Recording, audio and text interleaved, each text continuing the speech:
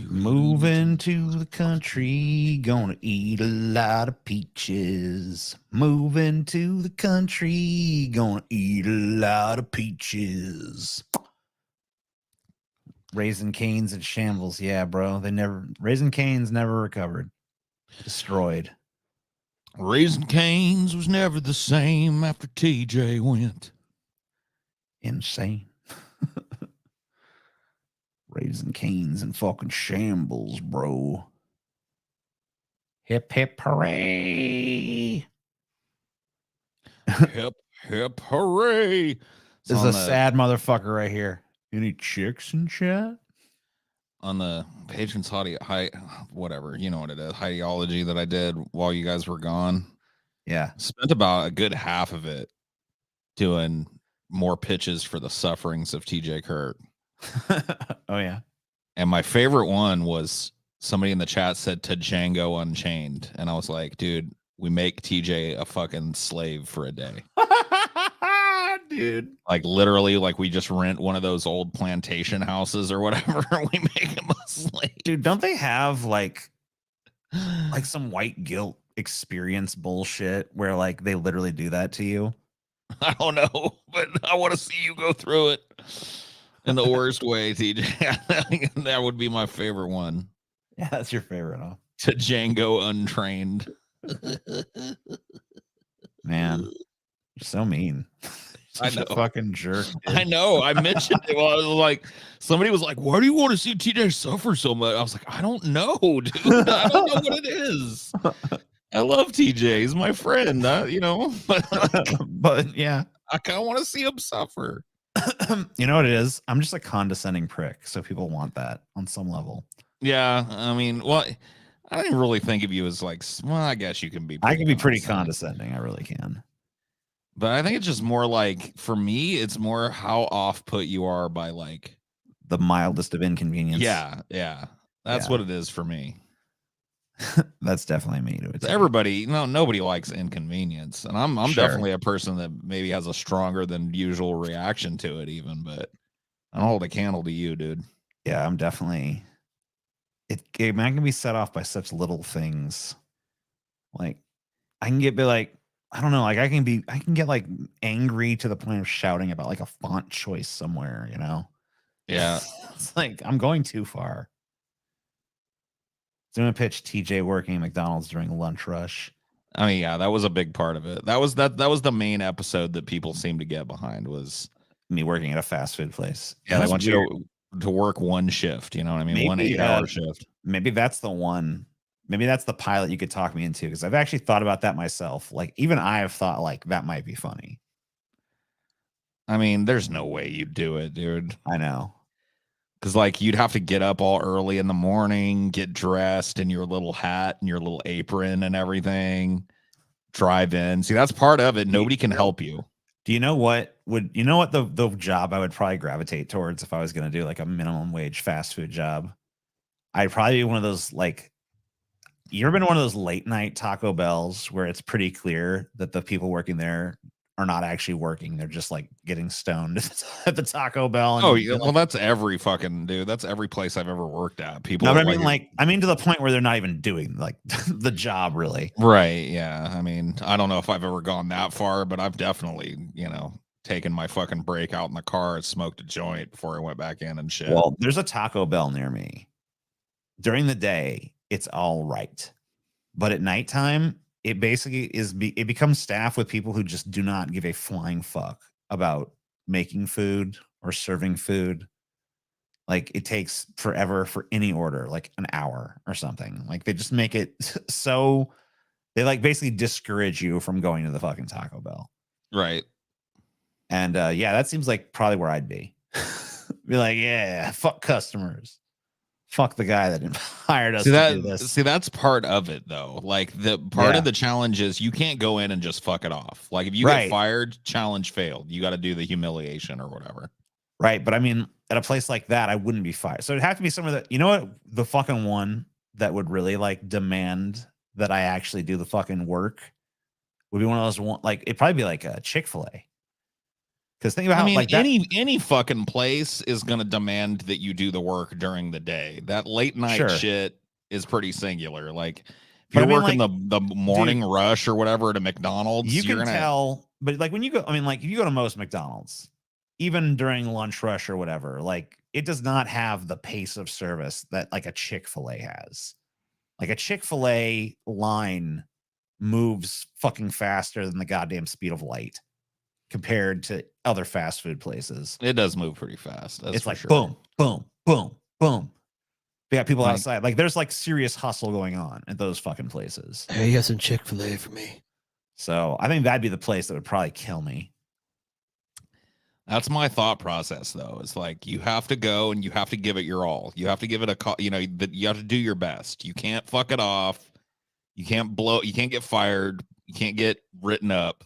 Yeah, the old college try. Yeah, you got to go, and for just 8 hours. It's not like I'm asking you to work there for fucking months or whatever. Got to But I do mean, like- one shift. But in your heart of hearts, you want to see me. You want to see me fail that challenge. You want to see Well, of me fucking get course. written up and shit. You know. Of course, that's the Yeah. whole. That's the whole appeal of the show.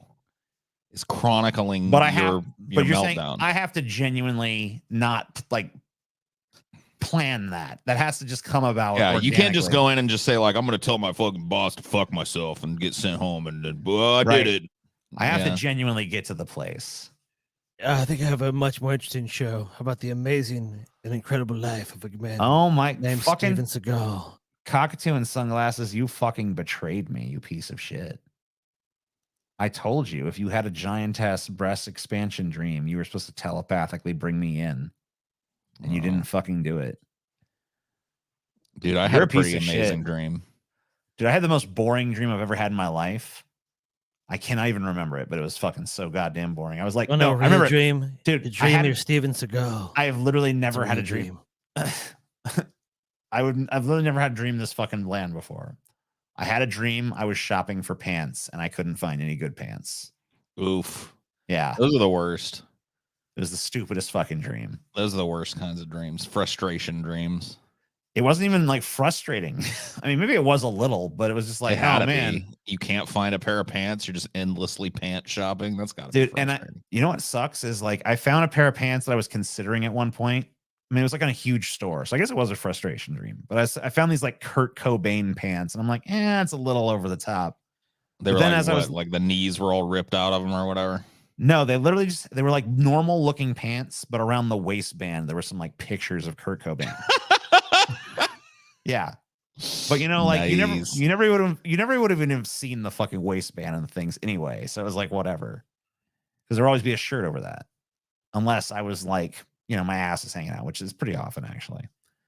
But anyway, and I was like, man, I should just go buy those, but I couldn't find them anymore. So that was a stupid dream. That's probably the worst dream in terms of just like boringness that I've ever had. And meanwhile, this fucker's dreaming about fucking giantess breast expansion.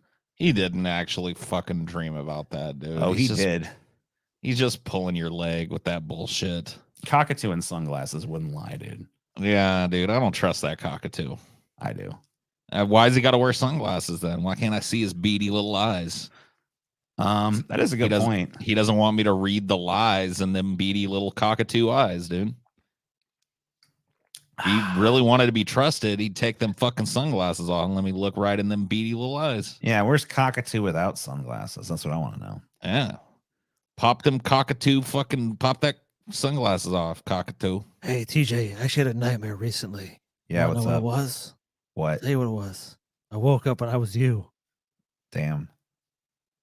That's pretty crazy, Steven Seagal. I don't know if you could lose enough weight to be me, though.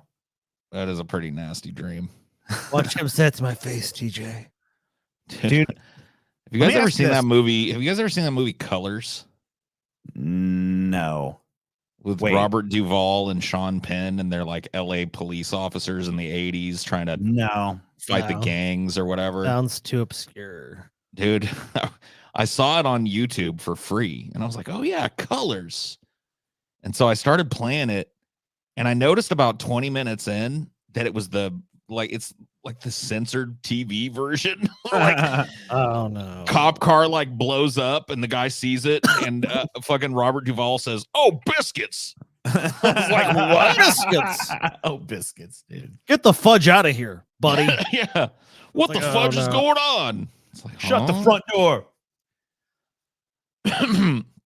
I've been listening to the It audiobook. Yeah. And as I go to sleep. And when I do that, sometimes whatever I'm listening to will bleed into the dream. And I had a dream I was sitting on the couch with Amelia and we were flipping through the TV channels, which is something you don't flip through TV channels anymore. So right there, you can tell it's a dream. Yeah. We're flipping through and we landed on a Biden speech and it was Biden reading It. Oh no. And like the whole dream to me was just like, man, I can't believe like they're letting him do this. Like, this is crazy. This is kind of cool, but it's crazy. Like, I can't believe Biden would do this. Did he ever gaff? Did he ever like say the words wrong, or was he reading it perfectly? He was reading it in the voice of the narrator for the thing that, you know, whatever. I didn't notice that anything was up with that in the dream. You're like, oh yeah, that's what Biden's voice is like. Yeah. Just like, wow, Biden's reading It. That's crazy. Filibustering with It. That would be pretty dope, actually. That would be a dope ass filibuster. Yeah, the first politician that filibusters by reading Stephen King's It is dope. I don't care what their politics are. Dude, like reading, it's been a while since I read It. It's probably been 5 or 6 years, maybe more, to be honest with you. It's probably been a decade since I read It. And I haven't even gotten through the whole thing. I'm probably like half of the way through it. And it just makes me realize like they never should have made a movie out of this, no matter what. You know what I mean? This is not fit for movies. This, like, the meticulousness with which he describes the town and all the characters and stuff, it's more of a character study than you could ever hope to even partially recreate in a movie. Yeah, I mean, I think at best it could be like an HBO series or something like that. You know what? Like one of the most fucking egregious ones is in the movies.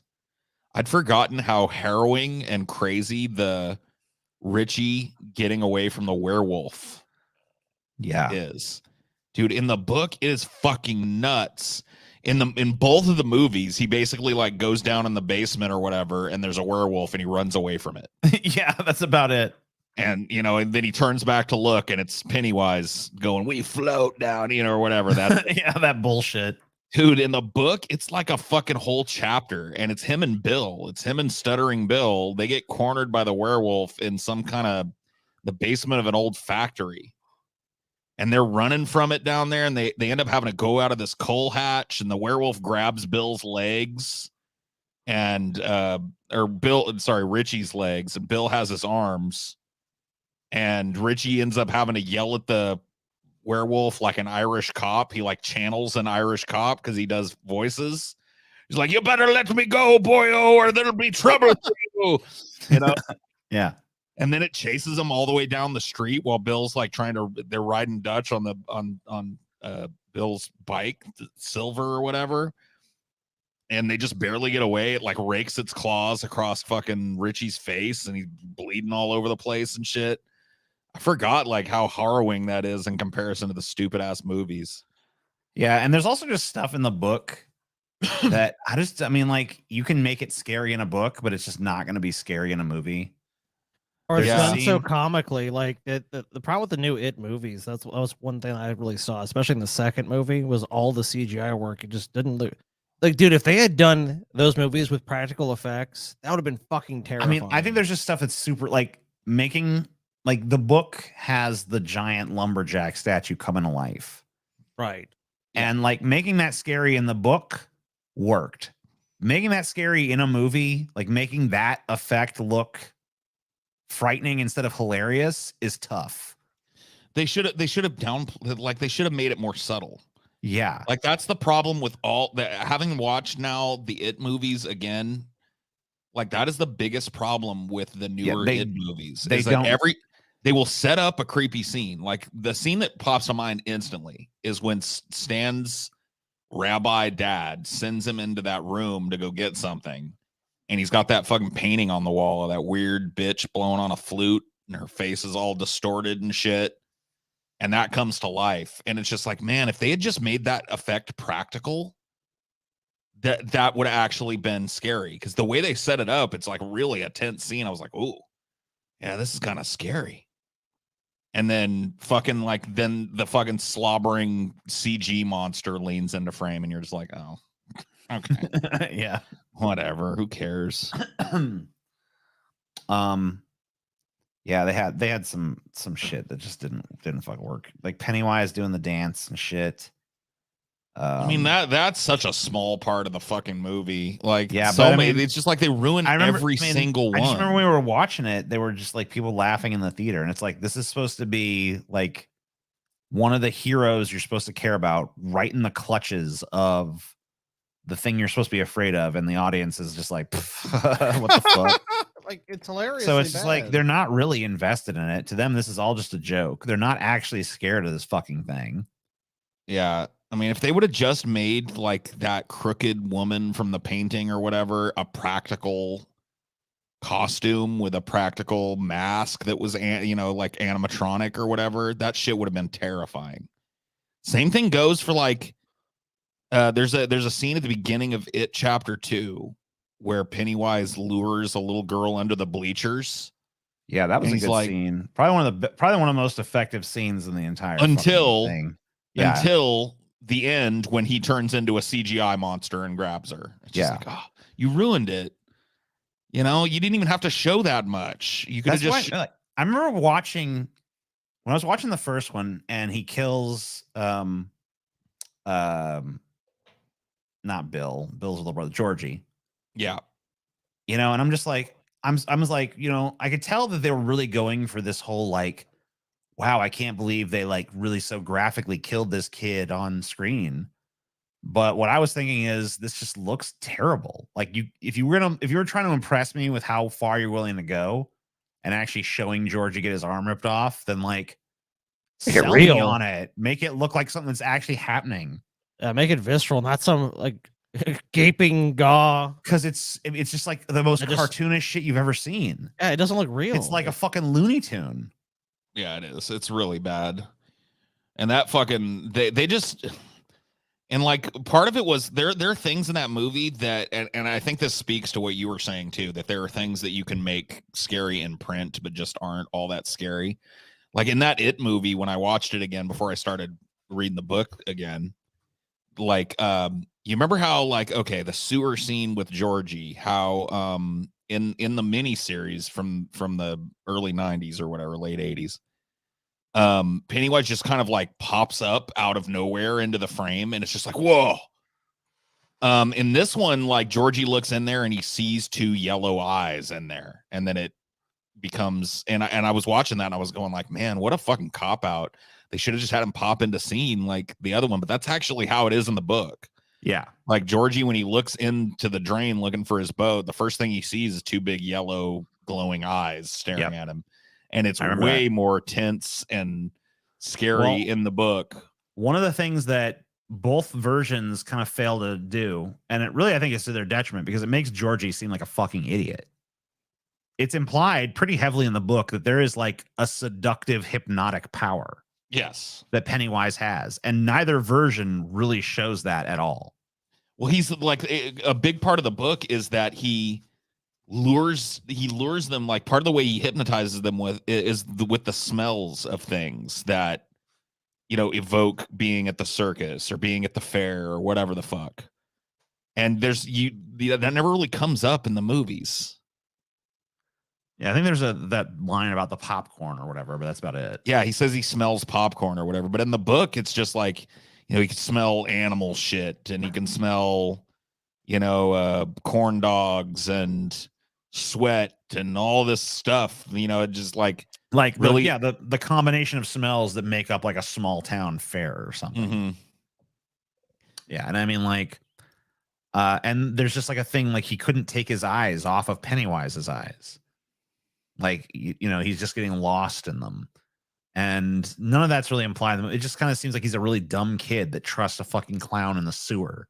That looks fucking terrifying. Like, it's just so stupid. And there's this thing both movies do that I had forgotten once again, because like I said, it's been a long time since I read the book, with Bev, where it's implied in basically both movies, like pretty heavily implied, that her father is a single father and he's like molesting her or something. Right. And that's not the case in the books. He's just physically abusive, and her mom is in the books.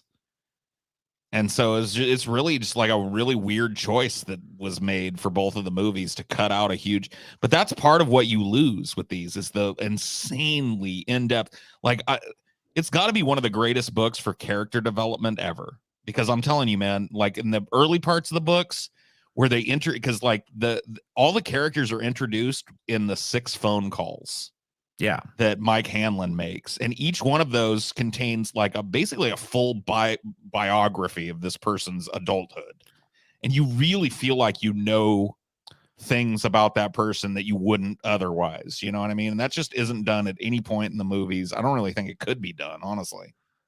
It would require each part of that to be its own movie. I think you would. I mean, I really think you would have to go like series with it. I think you'd have to treat every like single HBO... character's. Yeah, every single character's story would have to be an entire episode at least. Like, you know, you'd have to delve. I mean, you have to delve so deep into so many things. Like, that's one of the cool things about that book, is it's not only delves deep into the character, but it delves deep into the town of Derry. Like it delves deep into like the side characters, Derry itself, the surrounding area. Like the characters, both as adults and as children, are given full character development workups, and so you basically meet them twice.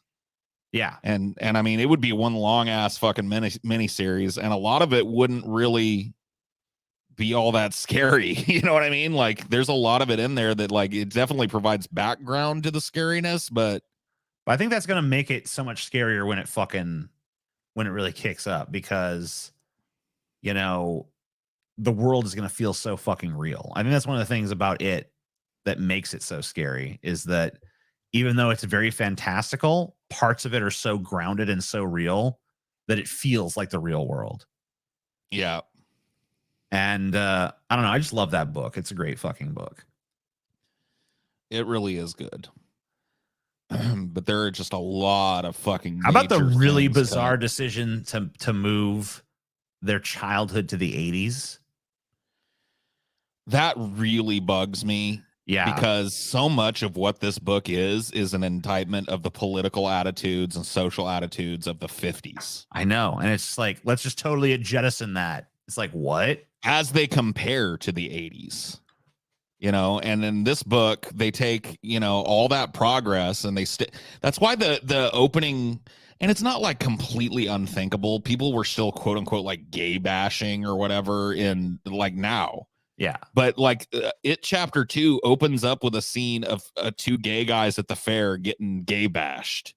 And it's just like, it doesn't really ring super true. I mean, maybe it rings a little truer now, but it doesn't ring super true contemporarily. Like, it definitely rings way truer in the early 80s than it does in current times, you know? Yes. Like that kind of small town attitude and shit.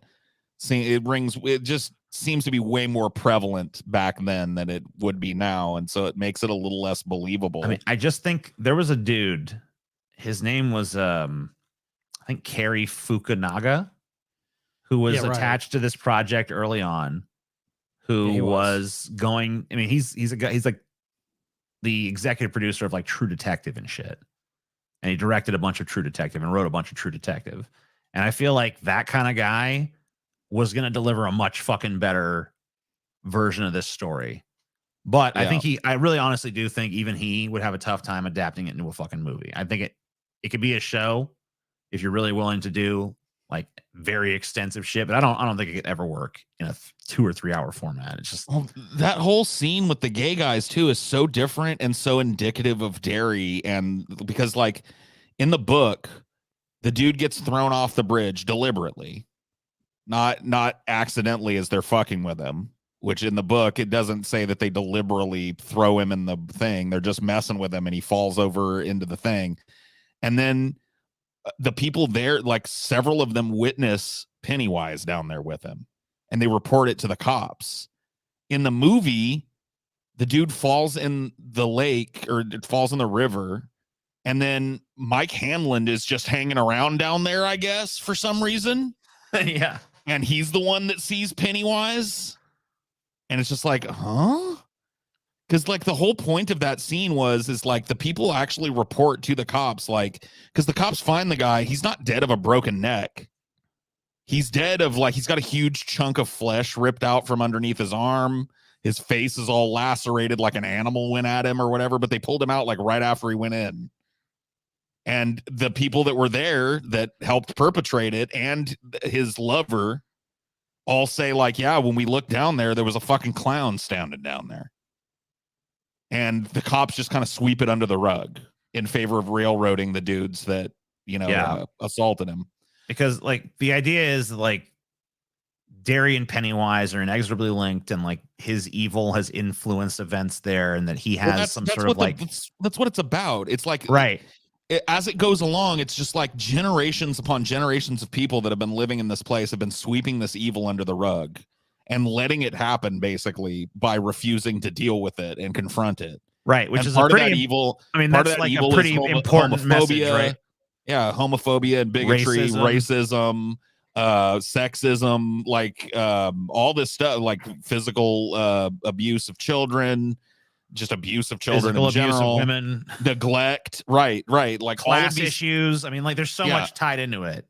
All of that shit is part of Pennywise and part of the reason why he thrives in this town so much. Or maybe it's the other way around. Maybe his influence is what causes people to be like that. But that's just kind of like tossed away in these movies. Like Derry is not a character in the movies. It could have been anywhere USA. The town doesn't matter, like just like the dread of these people going back to that town is so palpable in the books, like and the reasons given are so fucking relatable. You never really get that in the movie, It's just such a shame. Yeah, I really get in the movie. It's just like a general fear of Pennywise. Like it's kind of just like, the only reason they don't want to go back is this evil clown thing. Yeah, and it's just like, no, that's not really how it's presented in the book. In fact, it's not at all. In the book, they don't want to go back because it's a shitty little evil town. Yeah. It's the evil fucking it's filled with a bunch of hypocrites who turn their eyes away and pretend they live in some fucking, perfect little place, but it's really anything but. And all the people there are complicit in all this evil. Like, like in the movie, they're like, they're walking around Derry, and the fat kid, what's his name? I can't remember. Yeah, Ben. Yeah, Ben Hanscom is like, do you know the murder rate in Derry is like 6 times the national average or whatever? And it's just delivered like, but nobody, and that's in the book. The same thing comes out, but it's filled with all this background about how people just ignore it.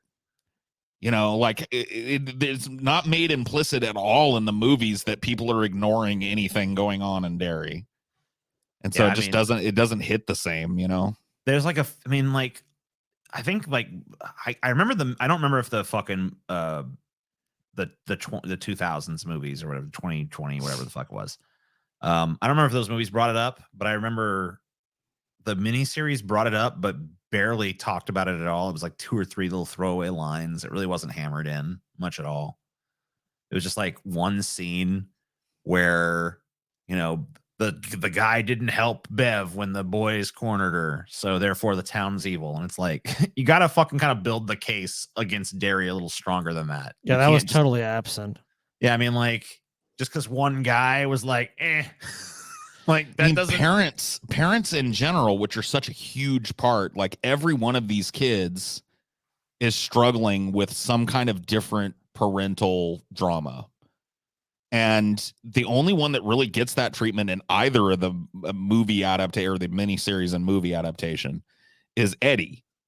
He's got this like overbearing mom or whatever. And Bev too, because they give her like they actually. Well, yeah, but that they basically rewrote that though. Like I look at that as a whole different fucking story. Yeah, Bev's mom is just written out unceremoniously, which like part of Bev's struggle is that she's living under this oppressive, violent man, and her mother does nothing to help her. You know, like she's alone when she shouldn't be. She doesn't have an advocate in the world that will stand up for her against this constant withering physical and mental abuse that she gets off her dad. And that's just gone in the movie. She's just trapped in there with some kind of fucking Chester the Molester or whatever. It just reads totally different. It's a totally different situation. But yeah, parents are a huge part of how these kids experience dairy. And they're just almost excised completely from the movie, especially the newer movies. Barely in it. Just, I don't know. Yeah, I actually have never read it. So to me, my perspective is simply just like I said, the early miniseries they did on TV and the new movies. But from my view of that, it's completely lacking. There's really just nothing. Like Derry just feels like a town, and it's Pennywise that's the threat, and that's kind of what they focus on. And any sort of backstory or character development, that's just from what you guys describe, completely just falls by the wayside. I mean, it's just like it's a travesty because like I think you told me about like how like there's like a bunch of pages dedicated just to going down into this basement or something like that. There's so much meticulous care put into everything in the book. The whole first chapter of the book is the first minute, basically, of both of the movies, where, like, in the movies, it's Bill is making the boat for Georgie, and he tells him, you got to go get the paraffin from the basement. And Georgie goes down there, and he's spooked out a little bit by the basement, and then he runs back. Yeah. The whole first chapter of it is Georgie freaking the fuck out about going in the basement and imagining all the hideous things that are down there and the psychological process of girding himself up to go down there and all the things that he's always worried might be down there, how the thing down there is going to kill him.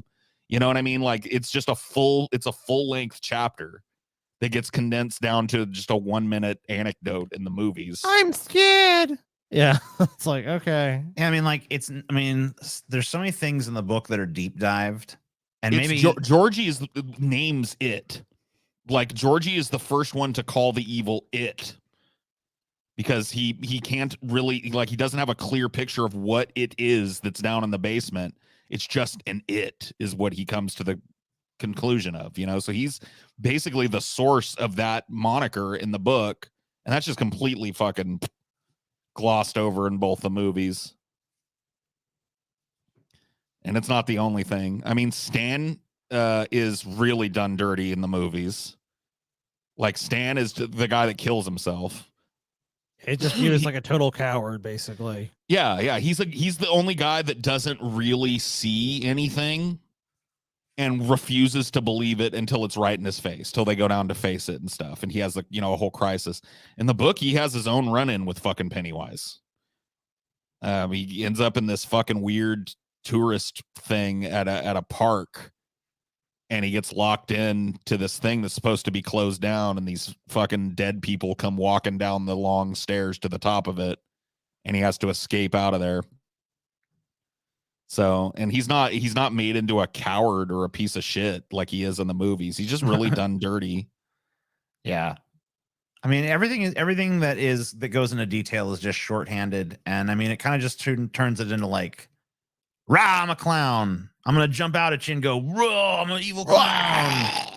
I'm evil. The whole turtle thing is absent from the movies too, because it requires way too much background information and setup to, like I said, it would have to be like it'd have to be an HBO series in order to even go into it. Yeah. So the whole mystical kind of origins of Pennywise and the forces that oppose him and shit. I mean, a lot of that isn't even from the It book, like it's from the Dark Tower. But it definitely goes into it with the kind of celestial turtle that helps, talks to Bill, and he interprets it or whatever.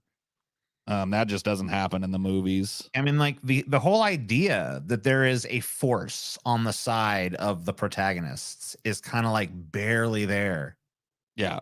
Like they don't talk about the turtle. They don't talk about any of the fucking mystical elements of it. I mean, I guess that they do like the tent scene but it's like it's so like video gamed. You know what I mean? I don't know what to call it. What they do, they basically just like do it on the most superficial fucking level. Like it becomes like a Nintendo level from like the 1980s. Like, go get the artifacts from the town. You know, like it's. And that's what it does feel like. I mean, I think you gotta hit the nail on the head. It just gives them a bunch of just fucking superficial as can be. We gotta go in this smoky room to get some fetch quests, guys. It's like, yeah, grind out your quest, guys. You'll get another level. Everyone's got a quest now. It's like, man, I don't know. Turtle was the king on cocaine, guys. Hell yeah. Stephen King novel universe. I mean, like, I don't know. You really could do it, but I really think that you would have to do it as a bunch of different miniseries that are tangentially connected. You know what it would take? It would take somebody establishing a tone that works. And so many people have taken a crack at King's works, and I don't know that very many really capture what makes it work in film.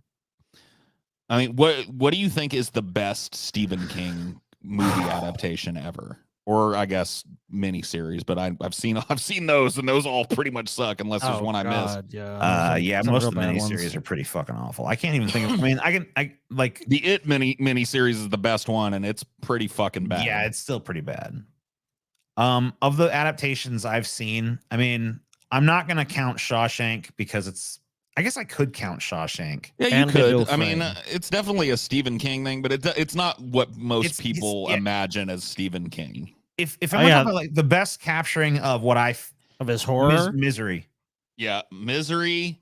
Yeah, I would say either Misery or The Mist. Yeah, The Mist was good too. I think The Mist might be the best direct, fucking movie ever made about his work, because Misery departs quite a bit, and The Shining is basically a different fucking story. Like, it's, I still love the movie though. But yeah, it's right. Great. Like, it's great. But yeah, King's work. That's one of his huge criticisms of the movie. But the thing about the reason I say Misery over The Mist, even although I think I might like The Mist better as a movie, but I feel like. Well, The Mist, they changed the ending, but King actually liked that change. The change, their ending was better. But the thing I like about Misery is that because it was able to focus very intimately on these two characters, it was really able to get the characters right. And I feel like a lot of times when I see a Stephen King character in a movie, it's either played too over the top to the point where it doesn't ring authentic, because he likes to write these big, interesting characters that have huge personalities. And like, if you play that even a little too far, it comes across as comedic. I think what they were able to do was they were able to credibly portray Stephen King's characters in a way that makes them feel like real people, but still feel larger than life in a very Stephen King fucking way. And, that's just because you have two great actors that are fucking super focused, and they pretty much working off each other the entire movie. And there's not a whole lot of other characters. So I think that the intimacy of that really kind of makes it. Another scene that gets butchered in the newer fucking It adaptation movies is the scene where the Losers Club all gets together again after they've come back to Derry, and they eat at that Oriental restaurant or whatever the fuck. Yeah, dude. Yeah. Oh my God. Like, because the scary part of that is they're all aware that they're the only ones that can see what Pennywise is doing. Like, he's fucking directly with them. And so even though they're watching all this crazy shit unfold on the table, they kind of have to keep it together because they're in public. They don't want to get locked up or fucking taken to the loony bin or whatever.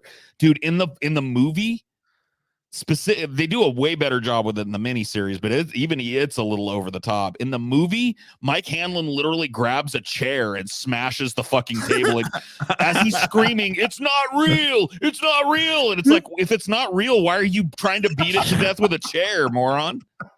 Yeah. You're right. And like the whole thing that's cool about it is like horrifying things are happening, but they have to show that Like restraint. they have to try and keep it together because they're in they public. Have to no sell the scares, you know, and it's like terrifying shit is going on that would fucking freak anybody right the fuck out. Yeah. Historical things you don't want to know. Damn, I caused this, didn't I? Maybe. Look, you know, we got it. It's here. It's here if you want it. But I don't know. Don't you want it, TJ? Don't you want it? We decided to talk about it instead, bro. I don't know what to tell you. Well, I may or may not be working on a long form it video. I don't know how, because like I'd feel like almost I would any review that I would do would suffer from the same problems that it has as a movie. Like, how do you really portray it the way it's supposed to without reading the book? You know, I could make all these arguments, but this is just scratching the surface. Pretty much every single aspect of it is done. You would have to do scene by scene comparison across the 3 forms of the fucking story. Yeah, that would probably be an easier way to do it. You'd probably have to go then like, I would be leaving like, well, I don't know, 80% of the book at the sideboard, you know? Yeah, probably. Because there would be a whole slew of things that just aren't even addressed at all. So I don't know. Maybe the best thing to do would be to break the book's themes down and then compare them to like how they're represented in the show, the movies, if at all.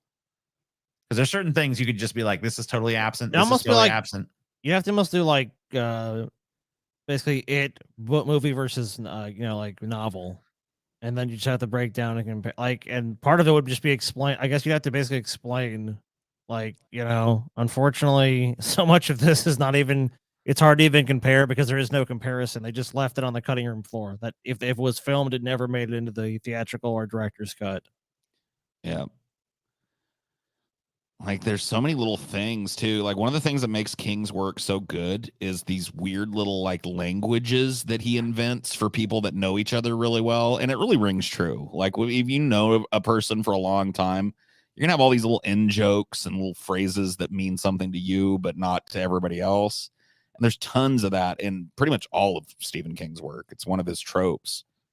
But it's especially in the newer movies, it's just like they're thrown out there like fan service.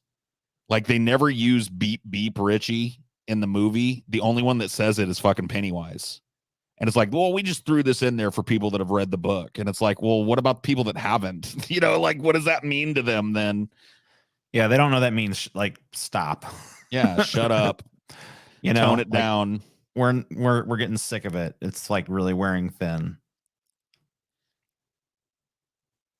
50 years now. And Richie's like in the book, I'd forgotten how, because like in the movies and the miniseries and stuff, Richie is annoying and he'll do a couple of like voices and stuff, but he almost never talks to the group outside of some kind of impersonation in the book. Like, it's really portrayed as something super pathological with him, that he's constantly trying to live, like, push his existence through all these weird little characters he's made up in his head. You know, and that's not really the case in the books or in the movies. I mean, yeah, I mean, none of the characters are really done justice. I mean, are they? Let me think. No, I mean, I don't really think there's a way that they could be, honestly. They all feel very fucking different. Yeah, I feel like you're right. I don't think any of them are really done justice in those. 50 years from now, I talk about TJ's novel. Man, who fucking knows? Probably not, but maybe. Historical facts you'll wish weren't really true. That's what we gotta look at here. What if I wish they were true? I mean, you're free to do so. Let me know. I mean, what if I like these facts? See, the first one is already kind of neat. King Tut's parents were most likely siblings. I mean, like, yeah, why would I wish that's not true? Because then I wouldn't have King Tut as he was. I mean, like, I mean, like, how many of these fucking mainstream shows have a brother and sister fucking? I mean, like, a lot. Like, I feel like that's really popular for a reason, guys. I feel like that's being put in all this popular entertainment for a reason. I don't think it's put there because people don't fucking like it. It's put there because people find it fascinating. So why the fuck would I wish this wasn't so? I'm fine with it. Once you finish shuddering with disgust. Once again, this is our mainstream entertainment now. Here's what researchers know about the boy king and his family. His father was almost definitely Akhenaten, who preceded Tut as pharaoh in the 14th century BC. The identity of his mother is pretty much unknown, but recent DNA samples from his and other mummies have revealed she was probably one of Akhenaten's sisters. King Tut was rather frail and suffered from a bone disorder, perhaps due to his parentage. Incestuous relationships, though, weren't out of the ordinary in ancient Egypt. Akhenaten was also like a religious revisionist. He like basically took the Egyptian religion and ripped it up, and he was like, no, it's the sun god, and I am the sun god on earth. He basically turned it into a monotheist. And everyone went along with it when he was alive, and then when he died, they're like, all right, put the old gods back. Yeah, they went right back to the gods. Yeah, they're like, all right, that shit's over. Someone tried and failed to save Abraham Lincoln, and his life just got darker from there. That's like a Twilight Zone episode. You're probably familiar with the 1860s illustration, The Assassination of President Lincoln. But who's that pair sharing the private box with the ill-fated president and his wife? The man on the far left rushing into action is Major Henry Rathbone. President and Mrs. Lincoln specifically asked him and his fiancée, Clara Harris, to accompany them to the theater. After Booth fired the shot, Rathbone tried to tackle him to the ground, but Booth was able to get free by slicing Rathbone in the arm with a dagger. Rathbone was never free of the memory and guilt of that night. He reportedly felt responsible for letting Booth get away. In the years to come, he experienced a myriad of health issues from stomach ailments to heart palpitations, and his mental state deteriorated as well. On December 23rd, 1883, 18 years after the assassination, he attacked and killed Clara, now his wife, and attempted to kill himself. He would spend the rest of his life in mental institution. Don't miss these timeless Abraham Lincoln quotes. Fuck you with this timeless Abraham. You really want to fucking follow that up with that? Fucking Reader's Digest. Yeah. Yeah, I mean, it sounds like fucking he had some pretty bad PTSD and probably. I mean, yeah, I can't imagine, dude. I mean, you got. I mean, like that's going to be everywhere. Like you're never going to be able to get away from that because your PTSD concerns a gigantic historical event that you're never going to be able to fucking forget. No one's ever going to let you fucking forget. So obviously, it just drove this dude fucking mad with stress, and eventually he fucking cracked. And I mean, poor bastard. Kind of sucks. But he's dead now. In 1494, Europe experienced the closest thing to a real life zombie outbreak. Italy's Renaissance. Shit. Let's see. Outbreak of syphilis, which spread through the entire army.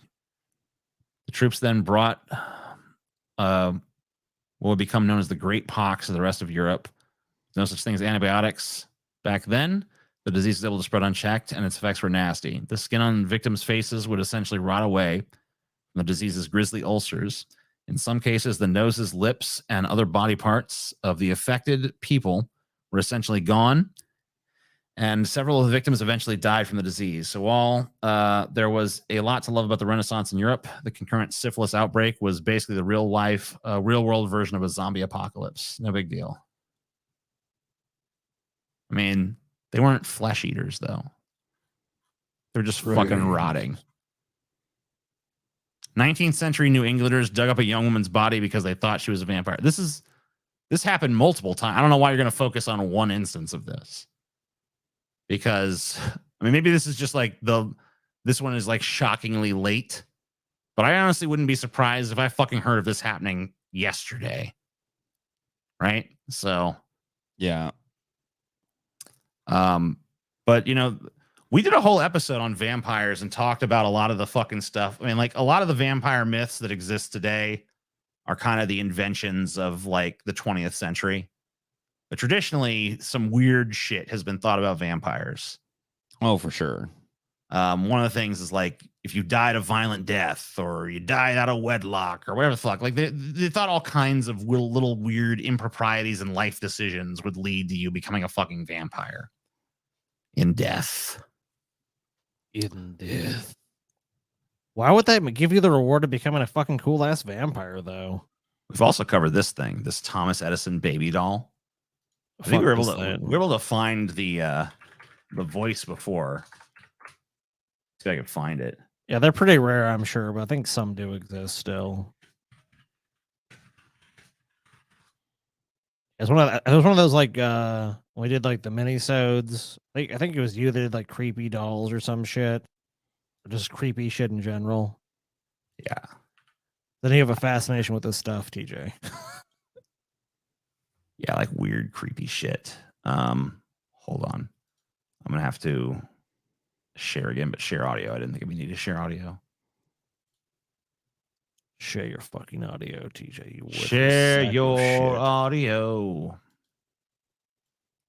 Here. Haunting voice. See if it'll play it. You gonna play the doll or what?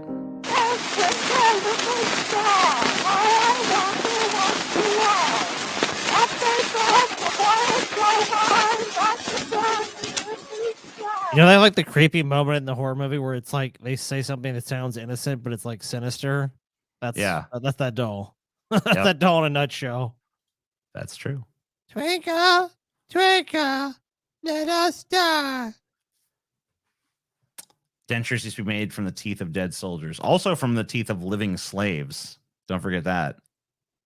Oh yeah, Dennis used to go to battle sites and just comb through them and pull teeth. George Washington had a mouth full of teeth stolen from his slaves. Isn't that funny? Like when I was a kid, they taught me he had wood teeth. Yeah, no, they were made of slaves. They were made of slave. He had his slaves' teeth. He literally ripped their teeth out of their skulls to put in his own fucking maw. Yeah, he have animal teeth, like all kinds of shit, just to try to give him because he had just apparently horrible teeth. Researchers once turned a cat into a telephone, a live cat. You know, you're thinking. Ow. You've got to be kidding me. Where are you getting your material from, Mike Huckabee? Well, unfortunately not. In 1929, a pair of scientists at Princeton University wanted to test how the auditory nerve perceives sound. Their test subject was a heavily sedated but alive cat. The scientists, Ernest Weaver and Charles Bray, cut out part of its brain and attached one end of the phone wire to its auditory nerve and the other end to the receiver. When Bray said something in the cat's ear, Weaver could hear him through the receiver in the soundproof room. Though it might seem like a sick experiment, it did actually have some beneficial effects. Many researchers believe it helped lead to the development of cochlear implants, as well as for the feline-turned phone. It incredibly survived the experiment, but Weaver and Bray didn't release it back in the wild. Instead, they killed it to see if the experiment would work on a dead cat. It didn't. Poor cat. What the fuck, dude? No, let's kill it. No, it doesn't work, guys. Sorry, fellas. This cat is dead, and you know, I guess its auditory, those auditory nerves do not function when the animal's dead. Who would have thought it? Strange. Yeah, there's a lot of shit like that where it's like they'll do these scientific experiments on these animals and they'll somehow survive them, and it's like we got to kill them to find out why they survived. It's like, what the fuck? I think we did an episode about this one too. This Boston molasses flood. Yeah, we did. In January 1919, an enormous molasses tank burst in the north end of Boston. Molasses, blah, blah, blah. Who cares? I don't care about Cloudy with a Chance of Meatballs, you fucking pieces of shit. The tank contained and released nearly 2.5 million gallons of the sticky substance, which surged through the streets at a whopping 35 miles per hour. Which is, you know, molasses, we always talk about being slow, but I guess not. It was essentially a full-on tidal wave reaching nearly 15 feet tall and killing 21 people. 150 molasses more were is injured. Slow and thick at room temperature. This was not like boiling molasses. Which, by the way, not a great fucking death, by the way, to be enveloped in boiling molasses. Like a 15-foot wall of boiling molasses. Say, what's that? Oh, God, it's molasses. I thought this shit was slow. Yeah, next time someone tells you you're slow as molasses, let them know. 35 miles per hour. Computer once did in 40 seconds what took a mathematician an entire lifetime. I mean, isn't that? I mean, don't computers do that every fucking They do that second? all the time. What the fuck? Yeah. While not gross or scandalous, this history fact is something of a downer. William Shanks, a 19th century mathematician, spent his entire life calculating the digits of pi. He successfully calculated the first 527 digits and found another 180 digits. Those calculations were incorrect. But calculating the first 527 digits is still impressive, or rather it was in 1873. In 1958, a computer calculated that same number of digits in less than a minute and then calculated another 10,000. Perhaps it's better poor Shank. I mean, he probably would have been happy because then he would be like, finally, we know.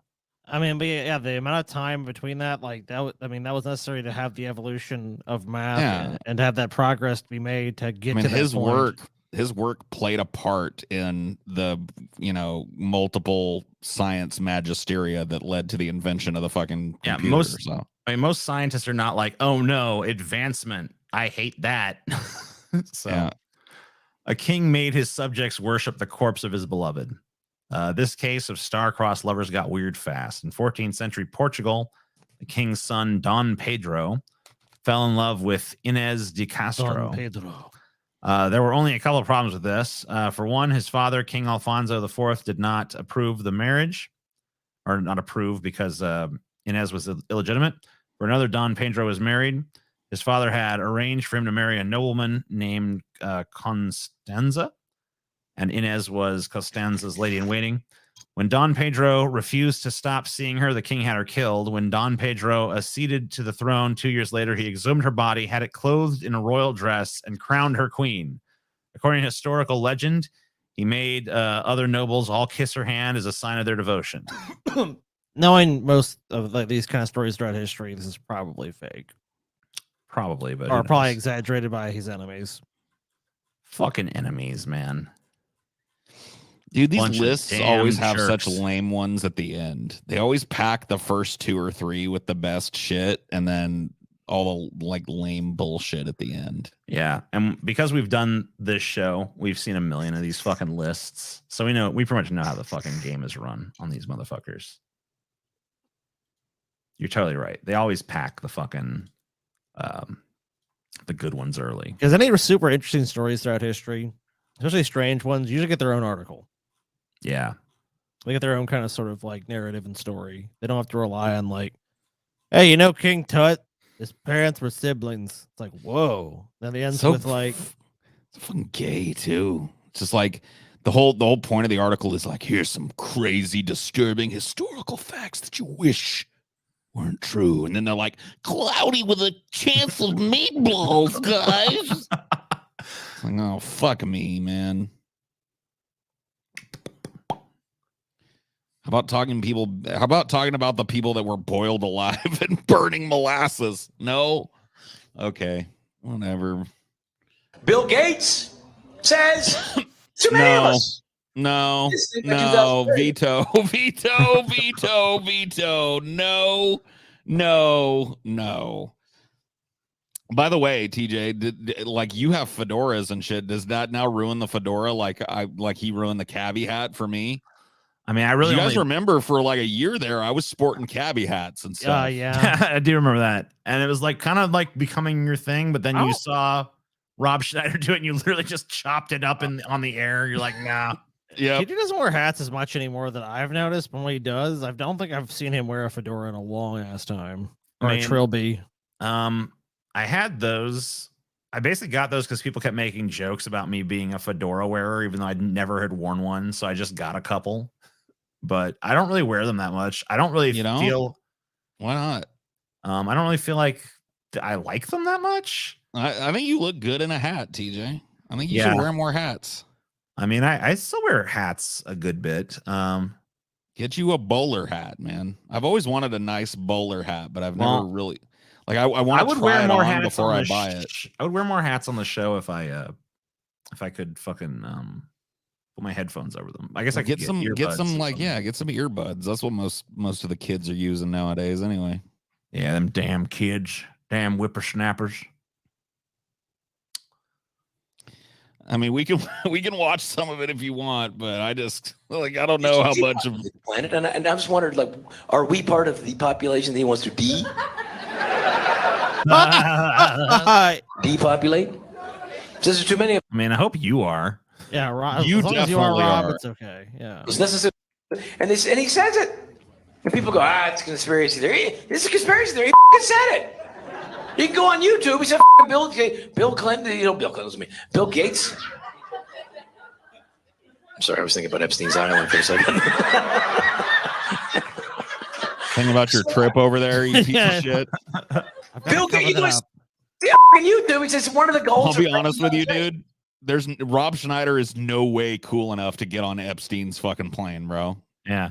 You know he wanted to be on it. He's Dude, just salty he was never invited. Oh, dude, I gotta tell you what happened with Rob on that plane. Like, he probably heard about like a happening party at Epstein's Island. Like, he probably showed up like, yeah, guys, can I get on the plane?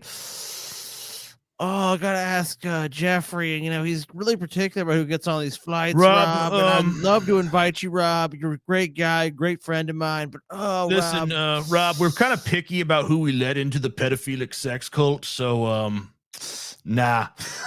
I mean, look, if Adam Sandler perhaps was to come on the island and he wanted to bring you, and it was like a deal breaker, I mean, then maybe that could happen. But like, I guess if you want to stand at the back of the rape altar and go, you can do it. You can do that. Then you can come, but that's all you can do. You can't like participate in any rapes or anything like that. You just have to be like, you can do it. What do you guys think about, like, while we're doing all the fucked up shit we do on Epstein's Island, like we have Rob Schneider there going, you can do it.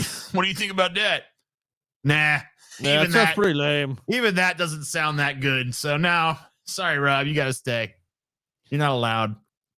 Dude, isn't it kind of funny that Rob Schneider was in a movie with a really like unintentionally pro-trans message? The hot chick, dude. Oh yeah. If you remember the story of that, it's like he's freaked out at first that he's in a woman's body, but then he like acclimates to it and starts to really like it and starts to really like express parts of himself that he couldn't before. Yeah. So it's like gender is not a binary kind of movie. Now Rob would hate. Relation to the planet, and one of the ways to do that is using vaccines. It's like, what? And people go, no, that's a conspiracy theory. So he said it. You can go see. He said, yeah, but it's a conspiracy theory to think, he meant what he said. Says what? He said it.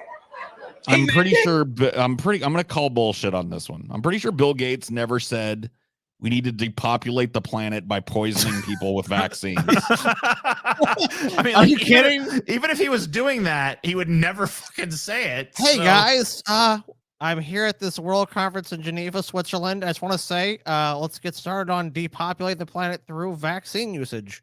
So we're gonna push these vaccines on all these people. How's our plan to murder the poors going, guys?